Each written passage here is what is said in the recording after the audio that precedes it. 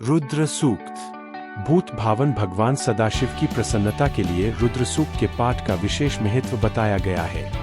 पूजा में भगवान शंकर को सबसे प्रिय जलधारा है, इसलिए भगवान शिव के पूजन में रुद्राभिषेक की परंपरा है और अभिषेक में इस रुद्र सूक्त की ही प्रमुखता है। रुद्राभिषेक के अंतर्गत रुद्राष्टाध्याय के पाठ में 11 बार इस सूक्त की आवृत्ति करने पर पूर्ण रुद्राभिषेक माना जाता है। फल की दृष्टि से इसका अत्यधिक महत्व है। यह रुद्र सूक्त आध्यात्मिक, आधिदैविक एवं आधि भौतिक त्रिविध तापों से मुक्त कराने तथा अमृतत्व की ओर अग्रसर करने का अन्यतम उपाय है। दुख दूर करने वाले अथवा ज्ञान प्रदान करने वाले हे रुद्र, आपके क्रोध के लिए नमस्कार है, आपके बाणों के लिए नमस्कार है और आपकी दोनों भुजाओं के लिए नमस्कार है। हे गिरिशंत, कैलाश पर रहकर संसार का कल्याण करने वाले अथवा वाणी में स्थित होकर लोगों को सुख देने वाले या मेघ में स्थित होकर वृष्टि के द्वारा लोगों को सुख देने वाले हे रुद्र, आपका जो मंगलदायक सौम्य केवल पुण्य प्रकाशक शरीर है, उस अनंत सुखकारक शरीर से हमारी ओर देखिए अर्थात हमारी रक्षा कीजिए। कैलाश पर रहकर संसार का कल्याण करने वाले तथा मेघों में स्थित होकर वृष्टि के द्वारा जगत की रक्षा करने वाले हे सर्वज्ञ रुद्र, शत्रुओं का नाश करने के लिए जिस बाण को आप अपने हाथ में धारण करते हैं वह कल्याणकारक हो और आप मेरे पुत्र पौत्र तथा गौ अश्व आदि का नाश मत कीजिए।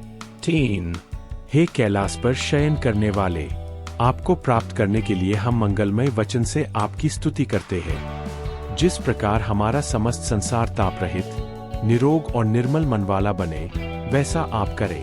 4 अत्यधिक वंदनशील, समस्त देवताओं में मुख्य, देवगणों के हितकारी तथा रोगों का नाश करने वाले रुद्र मुझसे सबसे अधिक बोले, जिससे मैं सर्वश्रेष्ठ हो जाऊं।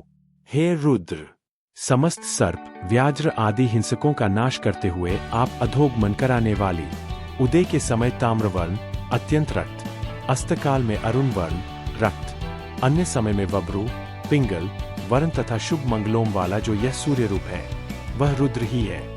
किरण रूप में ये जो हजारों रुद्र इन आदित्य के सभी ओर स्थित है, इनके क्रोध का हम अपनी भक्तिमय उपासना से निवारण करते हैं।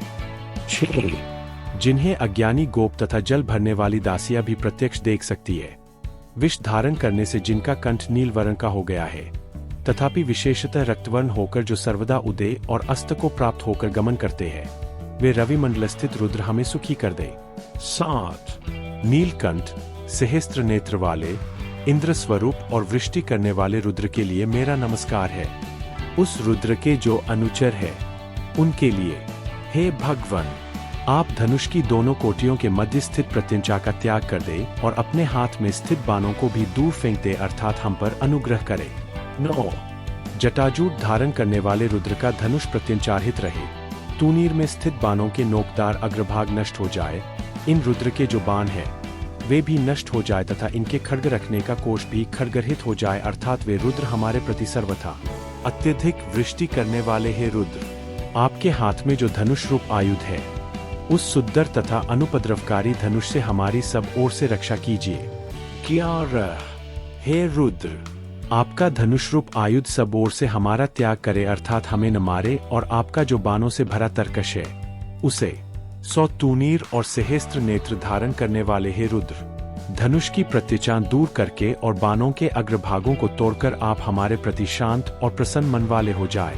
13 हे रुद्र, शत्रुओं को मारने में प्रगल्भ और धनुष पर न चराए गए आपके बाण के लिए हमारा प्रणाम है, आपकी दोनों बाहुओं और धनुष के लिए भी हमारा प्रणाम है। 14 हे रुद्र, हमारे गुरु पितृव्य आदि वृद्धजनों को मत मारिए, हमारे बालक की हिंसा मत कीजिए, हमारे तरुण को मत मारिए, हमारे गर्भस्थ शिशु का नाश मत कीजिए, हमारे माता पिता को मत मारिए तथा हमारे प्रिय पुत्र पौत्र आदि की हिंसा मत कीजिए।